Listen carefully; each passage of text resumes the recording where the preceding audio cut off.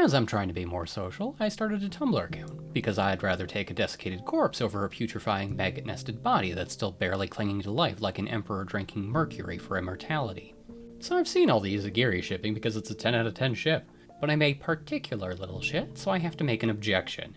The evidence being presented is Yuzuriha and Sagiri touching, but Yuzuriha doesn't touch people because she likes them, she touches people to manipulate them. Welcome to my character analysis. Let's get the groundwork out of the way.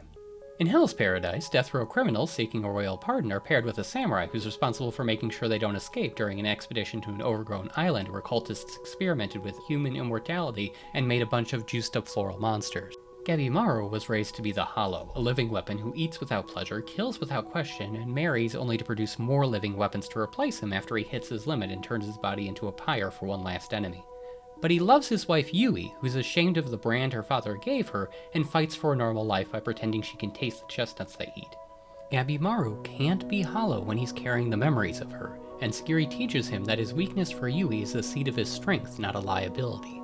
Sagiri was raised to be a guillotine. Her clan are state executioners and researchers of corpses, held to the ideal of a swift, painless kill. But her remorse causes everyone she beheads to die in pain. Their blood-garbed ghosts haunt her, making her doubt the sword she carries. Gabimaru serves as a landmark for the middle path she needs to find, someone who can hate killing and still kill because it is necessary. She learns that the fruit of her strength comes from accepting that empathy and doesn't allow it to throw off her edge alignment. That dynamic of strength and weakness exists for each of the protagonist pairs, including Yuzuriha and her executioner Senta. Senta is bookish without any sense of purpose. He's trapped as an executioner when he has the temperament of a grad student who dabbles in painting on the weekends, too weak to change. So he idolizes Yuzuriha, who does as she pleases without regard for anyone else. As much as she smiles and jokes, the strength Yuzuriha wants is to be hollow. It's different from Gabimaru's hollowness, where he's supposed to be someone else's unthinking legendary weapon. Yuzuriha wants to be free of all restraints, with no one to see her hurt and no one she loves to do a number on her head. Preventing people from peeking underneath her smiling mask is more important than exploiting their sympathy, so she sabotages her own sob story. Sympathy, even if she was lying for it, is closer than she can let anyone get.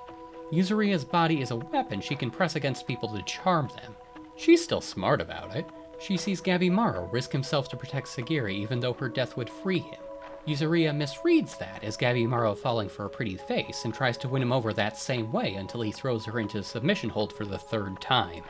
When she disagrees with Sagiri's plans or ducks out of danger, she'll hold Sagiri's hand to say, "Don't hold my selfishness against me."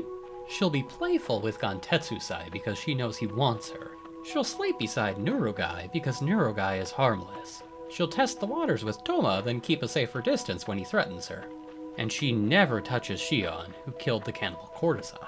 She barely touches Senta, even though he's her executioner. He's not strong enough to protect or hurt her. But she still won't let him see all her tricks because no one is allowed to know her. She is fundamentally untrustworthy and tells people that to keep them at an arm's length.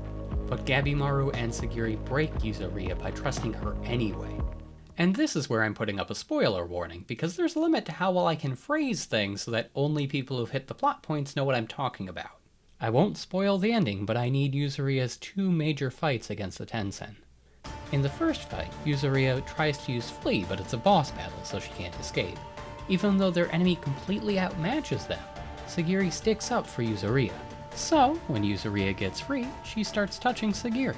One, so that Sagiri won't hold a grudge that Yuzuriha almost left her to die. And two, because Sagiri faced down a monster for her, and that proves beyond all doubt that Sagiri will protect her.